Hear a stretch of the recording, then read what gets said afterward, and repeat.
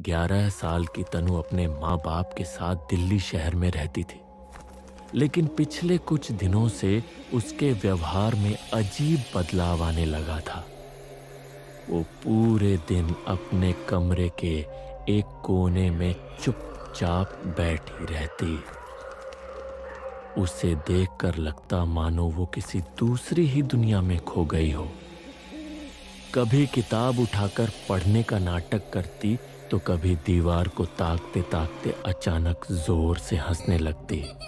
उसकी ये अजीब हरकतें देखकर उसके माता पिता भी परेशान हो गए थे। लेकिन असली चौंकाने वाली बात तब हुई जब एक दिन तनु ने टीवी की ओर इशारा करके कहा, "ऐ, देखो, ये बिल्कुल मुकेश जैसा लग रहा है। मुकेश? कौन मुकेश बेटा? तनु किसकी बात कर रही हो?" वो मेरा दोस्त है। दोस्त? हाँ, मेरा दोस्त। वो हमेशा मेरे कमरे में मेरे साथ रहता है। ये सुनते ही तनु के पापा उसके कमरे में जाकर देखने लगे, लेकिन वहां कोई नहीं था। कमरा बिल्कुल खाली था। गुस्से में आकर उन्होंने तनु से कहा, "ये सब बकवास बंद करो। तुम्हें पढ़ाई करनी चाहिए, न कि ऐसी झूठी कहानियां गढ़नी।" पापा, आप क्यों नहीं मानते? वो मेरा दोस्त है। वो यहीं मेरे कमरे में रहता है। अच्छा, तो बुलाओ उसे, हमसे मिलवाओ। नहीं, वो सिर्फ मेरा दोस्त है। वो बस मेरे लिए ही आता है। मेरी सारी परेशानियां वही हल करता है। क्या वो तुम्हारी पढ़ाई में मदद करता है? नहीं, जिंदगी की परेशानियों में मदद करता है। जिंदगी की परेशानियां? कौन सी परेशानियां सुलझाई उसने? बहुत सारी। जब मेरा एग्जाम देने का मन नहीं करता तो मैं मुकेश से कह देती हूँ। फिर एग्जाम की तारीख बढ़ जाती है। जब मेरे दोस्त मुझसे नाराज हो जाते हैं तो वो उन्हें मना लेता है। वो बहुत अच्छा है। मतलब तुम कह रही हो कोई अदृश्य इंसान तुम्हारा मार्गदर्शन करता है? हाँ, आप लोग उसे नहीं देख सकते, लेकिन मैं देख सकती हूँ। अभी वो दरवाजे पर खड़ा सब सुन रहा है। तनु, ध्यान से सुनो। मजाक करना ठीक है, लेकिन ऐसी बातें बोलकर माँ को मत डराओ। पर मम्मी क्यों डरेंगी? वो कोई भूत नहीं है। वो तो सिर्फ मेरा दोस्त है जिसे मैं ही देख सकती हूँ। तनु, मैंने कहा ना, अब ये नाटक बंद करो। मजाक की भी एक सीमा होती है। आपको लगता है मैं मजाक कर रही हूँ? मैं तो दिन भर मुकेश से बातें करती हूँ और आप इसे नाटक कह रही हो? पापा से ढंग से बात करो, बहस मत करो। क्योंकि पापा कह रहे हैं मेरा दोस्त असली नहीं है, पर वो असली है। वो अभी दरवाजे पर ही खड़ा है। 1 मिनट, मुकेश, मेज पर रखा गिलास गिरा दो, तभी तो इन्हें यकीन होगा कि तुम असली हो। अब तुम दोनों ये नौटंकी बंद करो। क्यों झगड़ रहे हो? तनु, अब रात हो गई है, जाकर सो जाओ। मैं झूठ नहीं बोल रही मम्मी, मुकेश सच में है। तो फिर गिलास क्यों नहीं गिरा? तुमने कहा था ना। मुकेश, गिलास गिरा दो। ये कैसे हुआ? देखा, मैंने कहा था मेरा दोस्त असली है। लेकिन गिलास कैसे गिरा? हवा से गिर गया होगा। पंखा बंद है, खिड़कियां भी बंद है, हवा कहाँ से आएगी? मुझे ये सब अच्छा नहीं लग रहा। हमें पंडित जी को बुलाना चाहिए। बस करो, ये सब यूं ही हो गया होगा। मुझे इन भूत प्रेत वाली बातों पर विश्वास नहीं है। भूत प्रेत? मैंने कब कहा भूत है? तो फिर ये मुकेश? हाँ, वो मेरा दोस्त है। भले ही आप लोग उसे न देख पाओ, लेकिन वो सचमुच है। बेटा, आपको अब भी भरोसा नहीं हो रहा? मुकेश, कुछ और करो। बिस्तर हिला दो, तब ये लोग मानेंगे। जैसे ही तनु ने ये कहा, बिस्तर अचानक झूले की तरह हिलने लगा। ये क्या हो रहा है? ये सामान्य नहीं है। चलो तनु को कमरे में भेजते हैं, हम अलग से बात करेंगे। तनु, जाओ अपने कमरे में सो जाओ। ठीक है, वैसे भी मुझे मुकेश से बातें करनी है। Good night.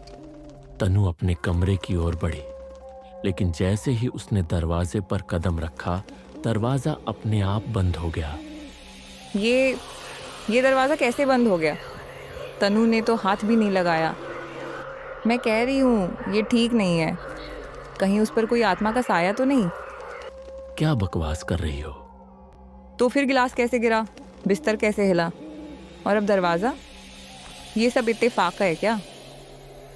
ज्यादा मत सोचो, बस ऐसे ही हो गया होगा। डरा दिया ना? मैं तो मजाक कर रही थी मम्मी। तो ये सब मेरी शरारत थी। गिलास को मैंने पहले से ढीला कर रखा था। बिस्तर भी मैं ही हिला रही थी। आप लोग इतना मत सोचो। बेटा, ये बहुत गंदी शरारत थी, फिर कभी मत करना। पता है मम्मी कितनी डर गई थी। सॉरी पापा, सॉरी मम्मी। अब दोबारा ऐसा नहीं करूंगी। शुक्र है। मम्मी, क्या आज रात मैं छत पर सो सकती हूँ? छत पर? क्यों? बस ऐसे ही। नहीं, मच्छर काट लेंगे। कमरे में ही सो जाओ। हाँ, मम्मी सही कह रही है। ठीक है। तनु, ये कैसी आवाज निकाली तुमने? हाँ, फिर से डराया ना? चलो, गुड नाइट। तनु अपने कमरे में चली गई। माँ ने धीरे से कहा, सुनी तुमने? कैसी अजीब आवाज निकाली उसने। मत कहना ये भी इत्तेफाका था। हाँ, मैंने भी सुना। सच कहूं तो कुछ गड़बड़ लग रही है। सुनो, आज तुम उसके कमरे में सोना। मैं नहीं चाहती वो अकेली रहे। डरो मत। एक काम करते हैं, आज रात हम सब हॉल में ही सो जाते हैं, और तुम्हें तसल्ली के लिए कल पंडित जी के पास भी चले जाएंगे, ठीक है? तो तनु के माता पिता ने हॉल में बिस्तर लगा लिया और अपनी बेटी के साथ वहीं सो गए। धीरे धीरे रात गहराने लगी। करीब 3 बजे तनु की माँ की अचानक नींद खुली, और जो उन्होंने देखा वो देखकर उनके रोंगटे खड़े हो गए। उनकी बेटी तनु बिस्तर पर इस तरह बैठी थी जैसे कोई जानवर बैठा हो। उसके चेहरे पर बालों की परछाई पड़ी हुई थी, और फिर उन्हीं बालों के बीच से उसका चेहरा धीरे धीरे सामने आया। तनु, माँ ने डरते डरते पुकारा, लेकिन क्या वो सच में तनु थी या कुछ और? तभी अचानक एक आवाज आई, नीचे देखो मम्मी। माँ के शरीर का सारा खून जैसे सूख गया। फिर भी हिम्मत करके उन्होंने नीचे देखा, और वहां कोई बैठा था, एक डरावना चेहरा जो सिर्फ मुस्कुरा रहा था। ये है मुकेश। तनु की माँ की चीख से उसके पिता की नींद टूट गई। क्या हुआ? इतनी जोर से क्यों चिल्लाई? वो क्या बात है? ऐसे क्यों कांप रही हो? यहाँ कोई था। कोई? कौन? एक अजीब सा आदमी मेरे पास ही। क्या सपना देखा होगा? नहीं, सपना नहीं था। मैंने अपनी आंखों से देखा। और तनु क्या हुआ तनु को? वो अजीब बर्ताव कर रही थी और जाग रही थी। लेकिन तनु तो सो रही है। नहीं, वो नाटक कर रही है।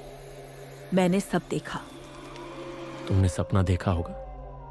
दिन भर ऐसी बातें हो रही थी, शायद उसी वजह से। नहीं, वो आदमी यही था। जरा घर में ढूंढो। ठीक है, देखता हूं। तनु का पिता घर में इधर उधर देखने लगा। उधर उसकी मां अब भी कांप रही थी।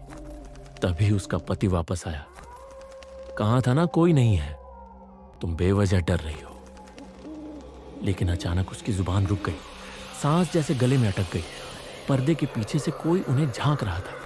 पल भर को लगा शायद नजर का धोखा है, लेकिन जब वही परछाई फिर झांकने लगी तो गुस्से में वो दौड़ पड़े और पर्दा खींच दिया, मगर वहां कोई नहीं था। तभी तनु के कंबल के अंदर से हंसी सुनाई दी। तनु, तो तुम अब तक सोने का नाटक कर रही थी? सो रही है। नहीं, अभी अभी तो ये जोर से हंसी। तुमने भी सुना है ना? हाँ, अब तो मुझे भी डर लग रहा है। रुको, मैं जगाती हूँ। तनु, उठो। पापा, क्या हुआ? क्यों जगा रहे हो? तुम ही बताओ, कौन सा खेल खेल रही हो? खेल? कौन सा खेल? नाटक मत करो तनु, अभी तुम हंस रही थी। कब? मैं तो नहीं हंसी पापा। झूठ मत बोलो तनु, हम दोनों ने सुना है, और मैंने तो इस कमरे में एक आदमी भी देखा। वो तो मुकेश होगा। मैंने बताया था ना, वो मेरे साथ यहीं रहता है। अब मान गए कि मेरा दोस्त असली है। ये बिल्कुल ठीक नहीं है। हमें पंडित जी के पास चलना ही होगा। हाँ, अब तो मुझे भी डर लग रहा है। कल सबसे पहले वहीं चलते हैं। फिलहाल इसे हमारे साथ नीचे ले चलते हैं। ठीक है। तो उसके माता पिता उसे नीचे ले आए। आंखें मूंद कर किसी तरह रात गुजारी। उस रात और कुछ नहीं हुआ। सुबह होते ही सबने पंडित जी के पास जाने की तैयारी की, लेकिन जैसे ही निकलने लगे तनु बोली, पापा, मम्मी, मुझे अच्छा नहीं लग रहा। क्या हुआ बेटा? मम्मी, मेरे पेट में बहुत दर्द हो रहा है। पेट दर्द? अचानक से? पता नहीं मम्मी, आप लोग जाओ, मैं नहीं आ सकती। नहीं, अगर इतना दर्द है तो पहले डॉक्टर के पास चलते हैं। हाँ, पहले डॉक्टर फिर मंदिर। नहीं, इतना भी दर्द नहीं है। अभी तो कह रही थी सहा नहीं जा रहा। हाँ, लेकिन डॉक्टर के लायक नहीं है। तो घर की दवा खा लो। हाँ। माँ दवा लाने चली गई। उधर पिता उसे अजीब नजरों से देख रहे थे। कुछ तो गड़बड़ थी। तभी माँ दवा लेकर आई, लेकिन जैसे ही दवा दी, तनु बोली, ये सिर दर्द की दवा क्यों दे रही हो? मुझे तो बस सर में दर्द है। सो जाऊंगी तो ठीक हो जाएगा। सिर दर्द? क्या कह रही हो बेटा? आप ये दवा लाई ताकि मेरा सिर दर्द ठीक हो जाए ना? नहीं, तुम्हें पेट दर्द था इसलिए लाई। नहीं, मेरे तो पैर में दर्द है। मैंने कहा था ना, पैर में दर्द है, इसलिए मंदिर नहीं जा पाऊंगी। आप लोग चले जाओ। क्या? अभी तो पेट दर्द की बात कर रही थी और अब समझी नहीं क्या? बुढ़िया में नहीं जा रही। सुना?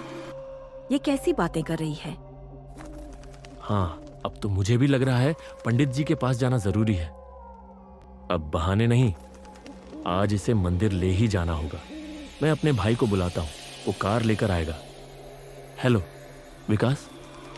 हाँ भैया, जल्दी आओ। तनु ठीक नहीं है। क्या हुआ उसे? आ जाओ, फिर बताऊंगा। ठीक है, 10 मिनट में आता हूं। भाई को फोन करने के बाद तनु के पिता को थोड़ी हिम्मत मिली, लेकिन वक्त बढ़ता गया और डर भी। 20 मिनट बाद फिर फोन किया। विकास, कहाँ हो?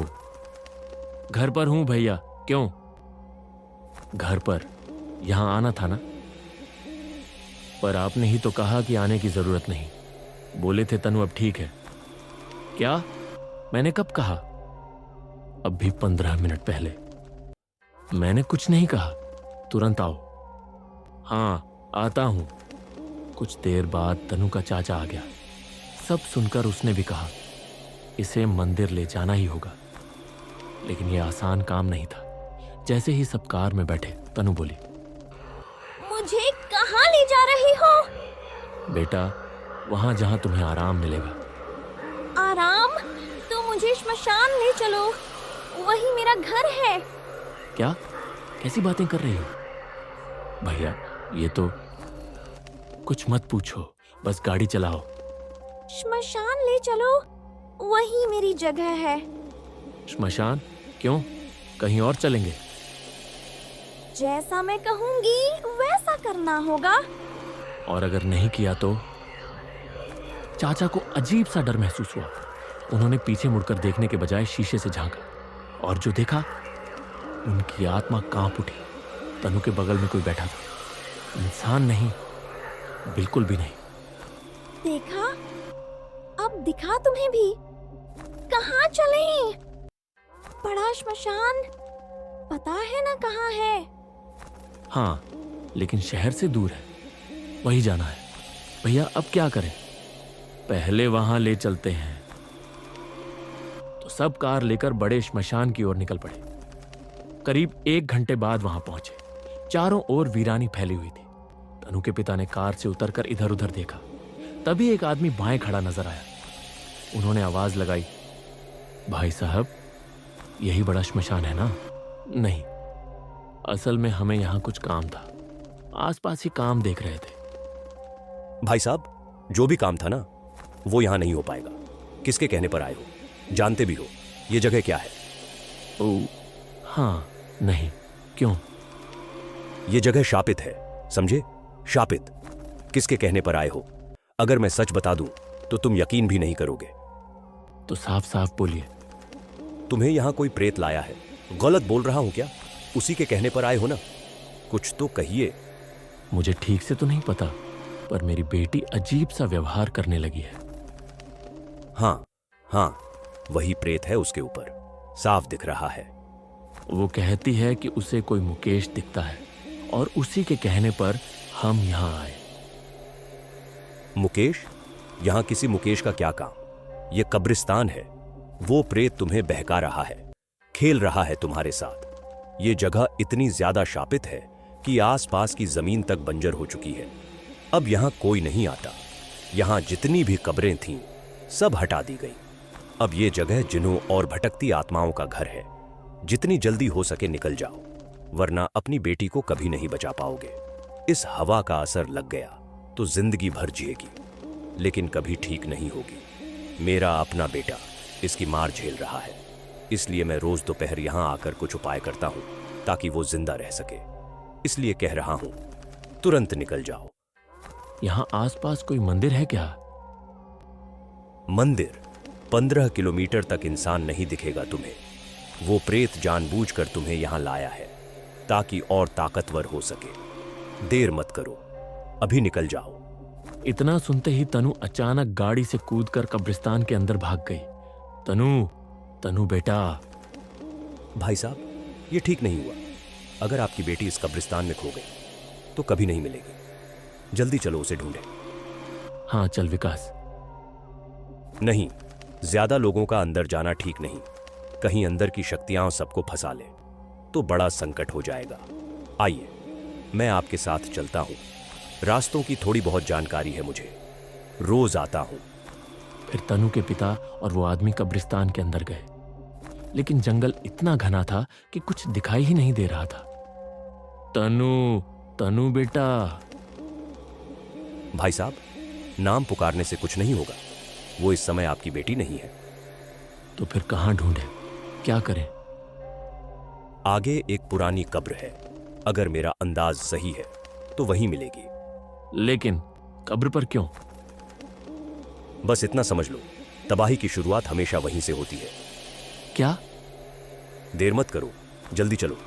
दोनों तेजी से आगे बढ़े और थोड़ी देर में कब्र तक पहुंच गए और सचमुच तनु वहीं जमीन पर पड़ी मिली। तनु। भाई साहब, फौरन गोद में उठाकर बाहर ले चलो। लेकिन ये बेहोश क्यों है? मेरी मानो, जितनी देर ये कब्रिस्तान में रहेगी आपसे उतनी दूर होती जाएगी। तुरंत बाहर ले चलो। तो पिता ने तनु को उठाया और कब्रिस्तान से बाहर निकल आए। लेकिन जैसे ही उसे गाड़ी की पिछली सीट पर लिटाया, उन्होंने देखा उसकी गर्दन और हाथों पर उंगलियों जैसे अजीब निशान थे। ये क्या है? ऐसे निशान कैसे आए?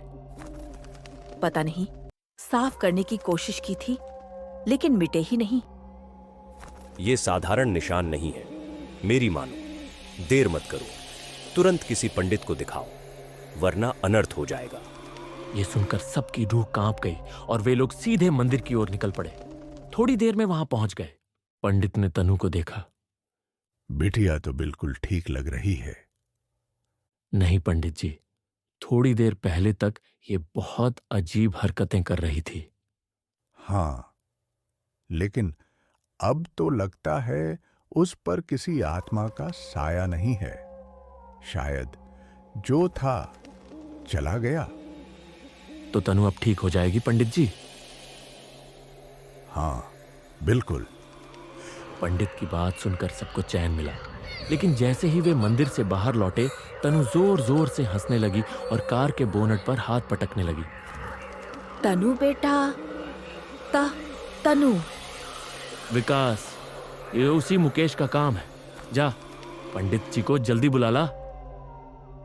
कुछ ही देर में चाचा पंडित जी को लेकर आ गए। पंडित को देखते ही तनु चुप हो गई और पीछे पलटकर खड़ी हो गई, मानो उसके अंदर का मुकेश पंडित से आंख तक नहीं मिलाना चाहता। पंडित बोले, ये प्रेत बहुत चालाक है। मंदिर में घुसने से पहले इसने अपना असर छिपा लिया था, तभी तो लगा कि सब ठीक है। लेकिन अब क्या करें पंडित जी, ये मंदिर के अंदर जा ही नहीं रहा। बेटी कैसे ठीक होगी? चिंता मत करो, उपाय है मेरे पास। इसे कसकर पकड़ लो। सबने तनु को जबरदस्ती पकड़ा।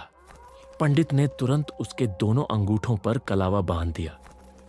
धागा बंधते ही तनु शांत हो गई। अब ये प्रेत इसे नहीं छोड़ पाएगा। इसे अंदर ले चलो। वो लोग तनु को मंदिर में ले आए। पूरी रात पूजा चली। सुबह पंडित ने कहा, आपकी बेटी सुरक्षित है, लेकिन 2 बातें हमेशा याद रखना। कौन सी बातें पंडित जी? पहली, उसकी कलाई पर बंधा धागा किसी हालत में नहीं खुलना चाहिए और हर महीने 2 महीने में बदलना होगा, वरना संकट लौट आएगा। मैं समझा नहीं। उस पर जो प्रेत है, उससे पूरी तरह छुटकारा पाना नामुमकिन है। एक ही उपाय है, उसे पास आने का मौका ही मत दो। इसलिए धागा हमेशा बंधा रहना चाहिए। अगर मंत्र की शक्ति कमजोर हुई तो वो फिर लौटेगा। लेकिन हमें कैसे पता चलेगा कि धागा कमजोर पड़ गया है? आपकी बेटी खुद बताएगी। तनु, पर कैसे? जैसे ही धागा कमजोर होगा, प्रेत उसे फिर से दिखाई देगा। बच्ची को कह देना, जैसे ही वो दिखे तुरंत आपको बताए। ठीक है पंडित जी। उस दिन के बाद से तनु की जिंदगी फिर सामान्य हो गई। लेकिन जब भी उसकी कलाई का धागा कमजोर होने लगता, मम्मी, पापा। तनु, क्या हुआ बेटा? बोल। मुकेश